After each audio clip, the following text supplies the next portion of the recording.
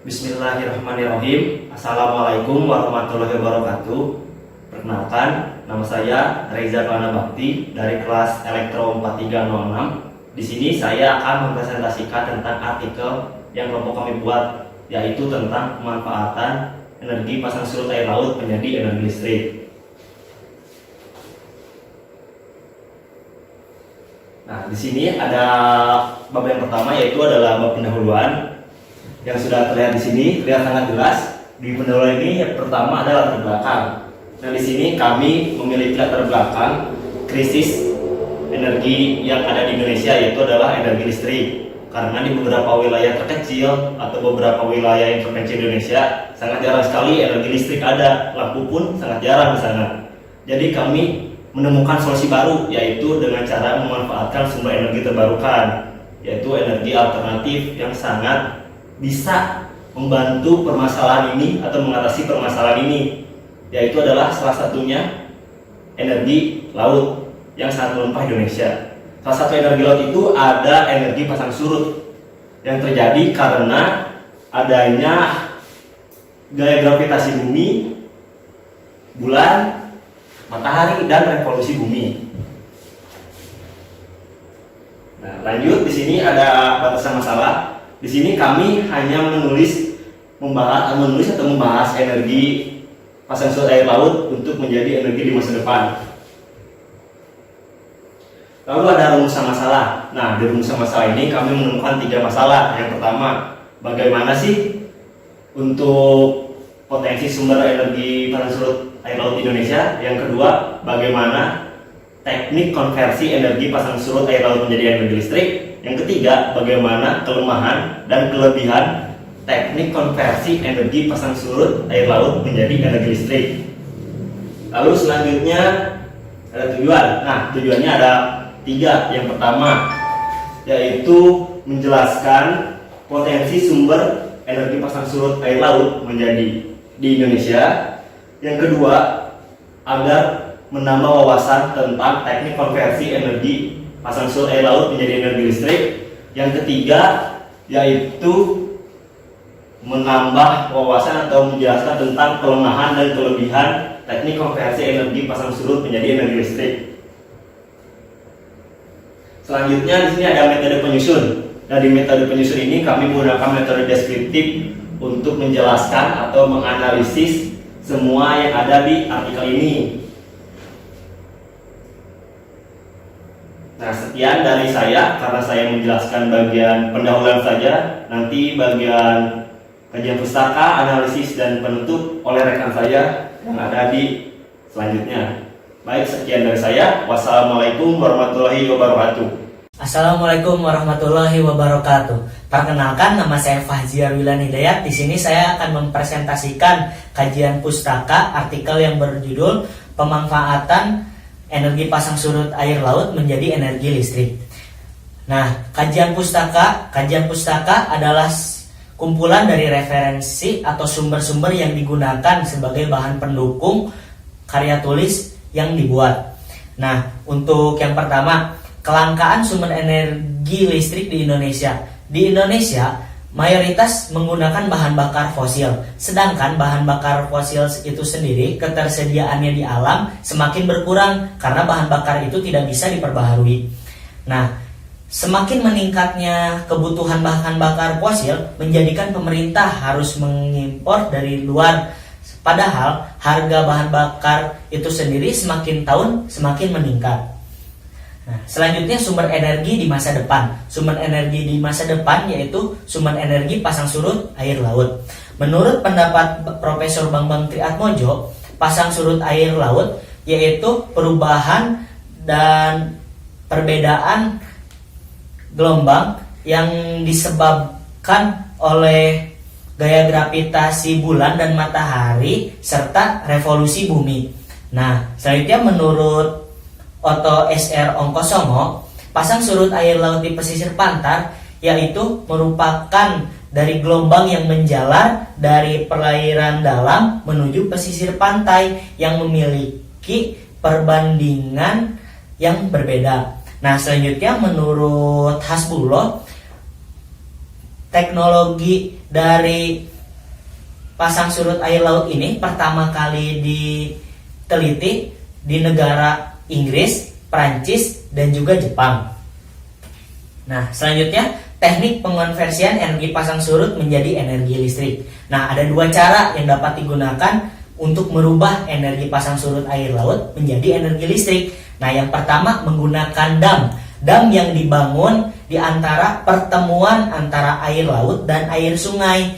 Nah, pada saat itu dibangun seperti bendungan kecil dan terdapat turbin yang akan diputar oleh pertemuan kedua air tersebut. Selanjutnya adalah turbin lepas pantai. Turbin lepas pantai cara kerjanya sama seperti pembangkit listrik tenaga angin, namun kincirnya dibangun di bawah dasar laut. Nah, oleh karena itu dia memanfaatkan energi dari bolak-balik air laut. Nah, selanjutnya adalah kelebihan dan kekurangan energi pasang surut air laut ini.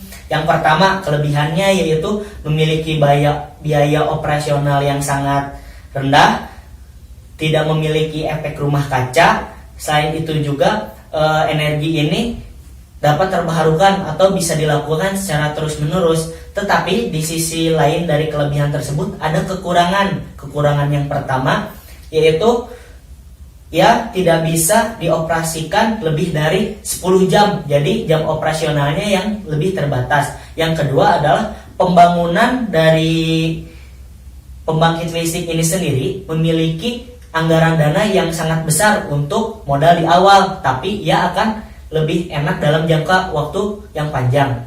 Nah, demikian yang dapat saya sampaikan. Mohon maaf bila ada kesalahan. Wassalamualaikum warahmatullahi wabarakatuh. Bismillahirrahmanirrahim. Assalamualaikum warahmatullahi wabarakatuh. Saya Muhammad Hafiz akan menjelaskan tentang pemanfaatan energi pasang surut air laut menjadi energi listrik dari artikel yang sudah kami susun. Saya hanya akan mempresentasikan bagian analisis dan menutup. Jadi langsung saja. Jadi akan berikutnya adalah analisis potensi sumber energi pasang surut air laut di Indonesia. Seperti yang kita ketahui, Indonesia adalah salah satu negara di dunia yang memiliki wilayah laut terbesar. Sekitar 2/3 wilayah Indonesia adalah laut. Nah, hal tersebut menjadi keuntungan bagi Indonesia dari segi besarnya potensi energi laut. Sumber energi di perairan laut berupa energi pasang surut, energi gelombang, energi arus laut, dan energi perbedaan suhu lapisan laut. Energi pasang surut di wilayah Indonesia terdapat pada banyak pulau. Di Indonesia ada cukup banyak selat yang sempit yang dimiliki masing-masing pulau di Indonesia. Jadi, hal ini memungkinkan untuk memanfaatkan energi pasang surut.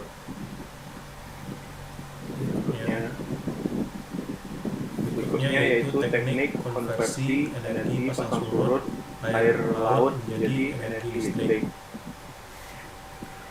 Prinsip sederhana dari pemanfaatan energi kinetik yang dihasilkan oleh pasang surut air laut, contohnya pasang surut air laut yang mendorong turbin.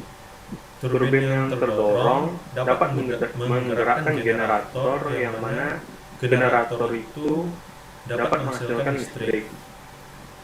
Negara yang meneliti mengenai hal seperti ini, contohnya kayak Inggris, Prancis, dan Jepang. Teknik ini pada dasarnya memiliki dua metode. Yang pertama, pemanfaatan energi pasang surut air laut, yaitu tidal energi, dan kedua yaitu turbin lepas pantai. Nah, apa itu energi tidal atau tidal energi tadi? Energi tidal ini dibangun di muara sungai, di mana terjadinya pertemuan air laut dan air sungai. Sedangkan turbin lepas pantai hampir menyerupai pembangkit listrik tenaga angin namun dibangun di bawah laut. Metode pemanfaatan ini jauh lebih murah dalam pengoperasiannya dan juga relatif lebih ramah lingkungan. Berikutnya yaitu kelebihan dan kekurangan teknik konversi energi pasang surut air laut menjadi energi listrik.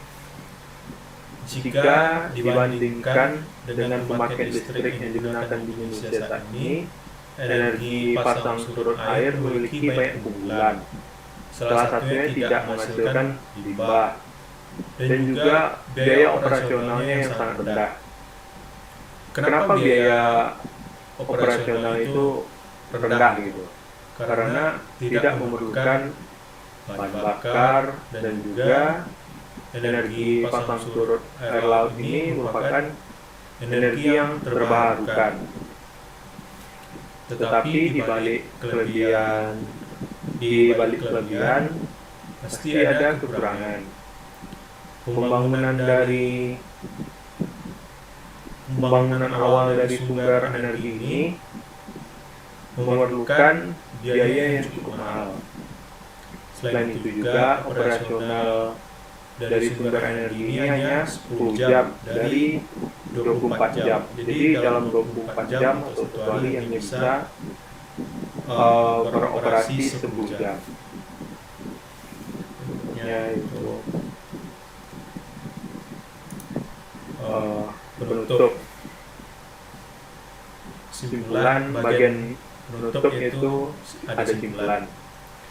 Jadi seperti yang ada pada slide, teknologi sistem pembangkitan energi pasang surut ini menggunakan turbin air yang arah putarannya dalam 2 arah. Di sini kenapa 2 arah? Karena air mengalir melalui turbin dari waduk ke laut dan dari laut ke waduk. Pemanfaatan energi pasang surut ini untuk memperoleh debit air yang banyak. Dalam waduk sangat tergantung daripada tinggi air terpasang, bukan laut yang dipengaruhi oleh fase bulan dan keberadaan laut dengan garis ekuator bumi. Semakin jauh laut dari garis ekuator bumi, maka air laut pasang akan semakin tinggi. Dan sebaliknya jika semakin dekat maka semakin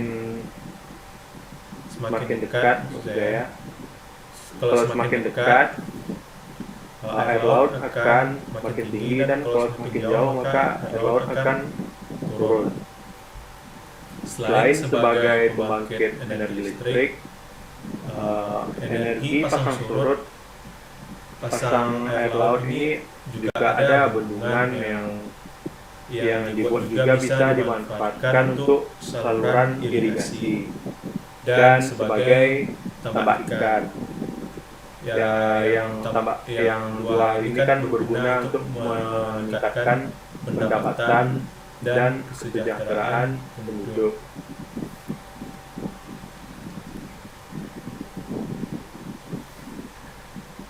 Terakhir yaitu saran yang kami buat kali ini ada 2. Yang pertama yaitu mengadakan penelitian pengembangan tentang pemanfaatan energi pasang surut air laut menjadi energi listrik dengan pengujian berdasarkan teori yang telah digambarkan.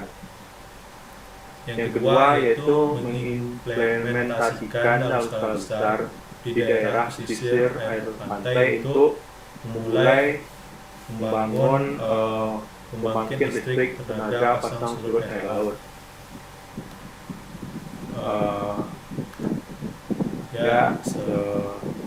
Itu saja yang saya sampaikan pada kesempatan kali ini. Lebih dan kurangnya mohon dimaafkan. Saya sebagai penutup Muhammad Al-Hafiz mengucapkan wassalamualaikum warahmatullahi wabarakatuh.